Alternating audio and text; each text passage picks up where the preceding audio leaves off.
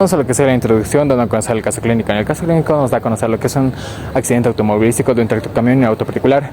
Este se encuentra impactado en la región posterior del auto particular. Nos da a conocer que el paciente que estaba en el tractocamión se encuentra totalmente ileso. En cambio, en el auto particular nos da a conocer que es un hombre, una mujer y un niño. El hombre presenta lo que es una herida fuselante en la parte del antebrazo derecho. Lo que es de la mujer presenta lo que estaba totalmente inconsciente con una amputación traumática. En cambio, en lo que es el adolescente de 15 años, presenta lo que es una hemorragia en la parte del antebrazo izquierdo con abundante sangre. Al haber un choque, hubo un gran impacto afectando lo que sería el viscerocráneo y el neurocráneo. Estos huesos serían afectados como el frontal, el cigomático, los huesos nasales, los cornetes nasales, el maxilar, tanto como el cigomático, el esfenoides, el etmoides y el mandibular. También podría llegar a haber estado afectado como los parietales y el occipital.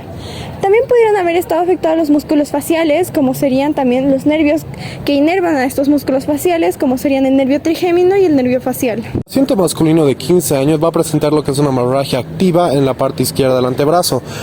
Esto va a afectar anatómicamente a los que son los músculos, nervios y vasos sanguíneos. Los músculos afectados que pueden ser lo que es el flexor largo del pulgar, el flexor radial del carpo, como también el flexor de los dedos, como también los vasos sanguíneos. Los vasos sanguíneos que van a ser afectados son lo que es la arteria radial, la arteria cubital, que van a provenir de lo que es la arteria braquial, y también las venas que acompañan, que es la vena cubital y la vena radial. En los nervios que van a poder ser afectados son el nervio mediano, como también el nervio radial y el cubital, que van a provenir de lo que es el plexo.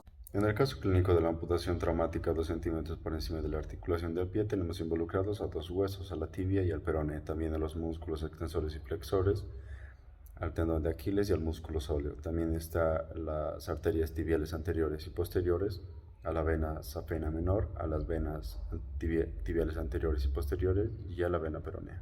Primero vamos a determinar la evaluación de la escena, el cual el camión tuvo un accidente en la parte posterior con un automóvil. El primer paso es la primera impresión, el cual vamos a verificar el paso de qué accidente hubo o qué zona está verificada. Luego vamos a identificar las zonas de peligro, el cual vamos a verificar si no hay vidrios rotos o fugas de la gasolina que ocasione mucho más peligro la zona.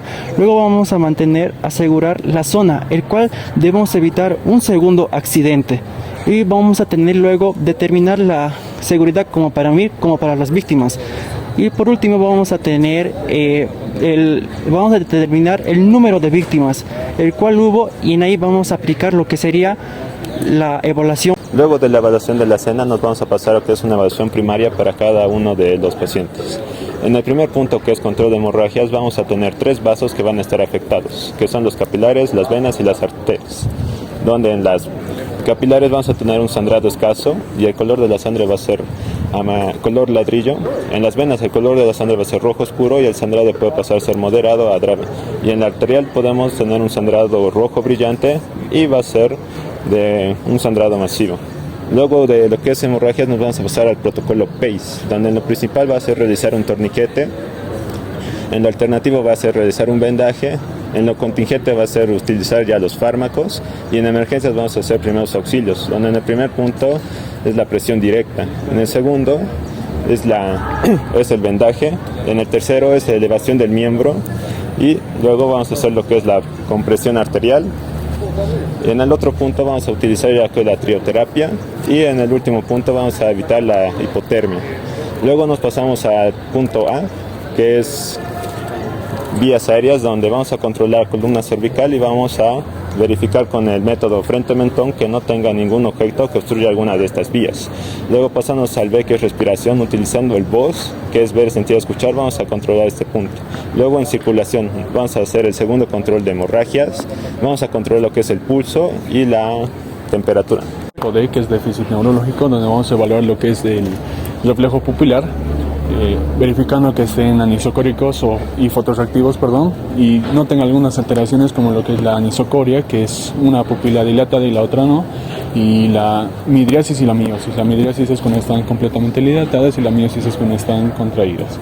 Después tenemos que ver también lo que es la escala de Comet de Glasgow, donde evaluamos 3 puntos, que es lo ocular, verbal y motor, donde se evalúan un puntaje mayor de 15 puntos y un puntaje menor de 3 puntos. Y se clasifica en moderado, leve y grave. El leve va a estar de 13 a 15 puntos, el moderado va a estar de 12 a 8 puntos y el grave va a estar menor a 8 puntos. En lo ocular vamos a hablar de 1 a 4 puntos, donde 4 es que abre espontáneamente, 3 responde al estímulo verbal, 2 responde al estímulo doloroso y 1 que no responde a nada. En lo verbal vamos a hablar de unos 5 puntos, donde se le coloca 5 puntos si está orientado y sabe lo que dice. Se le coloca 4 puntos si es confuso, 3 si utiliza palabras incomprensibles, 2 si directamente ya balbucea o dice monosílabos, y 1 si no hace ninguno de los anteriores.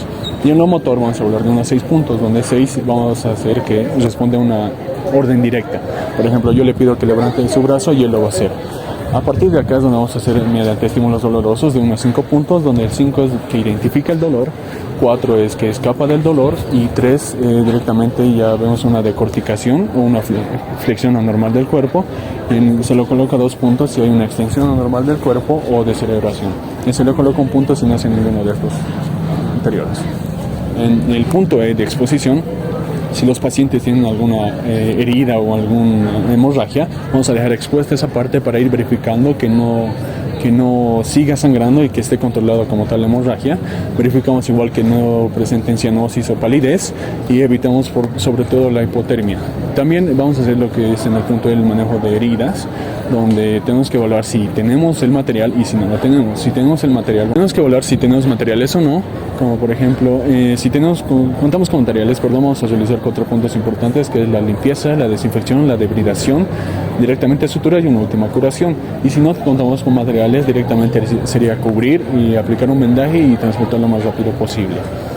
Después vamos a tener, si podemos realizarlo, una evaluación secundaria, donde vamos a hacer una evaluación cefalocaudal de cabeza a pies, aplicando lo que es la visualización, la palpación, la percusión y la auscultación. Y también la toma de signos vitales, que contamos con 8, que es la frecuencia cardíaca, frecuencia respiratoria, presión arterial, el reflejo pupilar, el llenado capilar, la temperatura y la oxigenación. En la frecuencia, todos estos signos vamos a evitar que no estén alterados, que no estén más de lo normal o menos, para evitar así que el paciente entre en un estado grave. El sistema tegumentario está compuesto por 3 capas, que sería la epidermis, la dermis y la hipodermis. La que sería la epidermis es la capa más externa de la piel y es un derivado de la capa ectodérmica. Vamos a la dermis, que se encuentra por debajo de la epidermis. Este está compuesto por tejido conjuntivo laxo y va a ir a presentar 2 tipos de capas, una capa papilar y una capa reticular.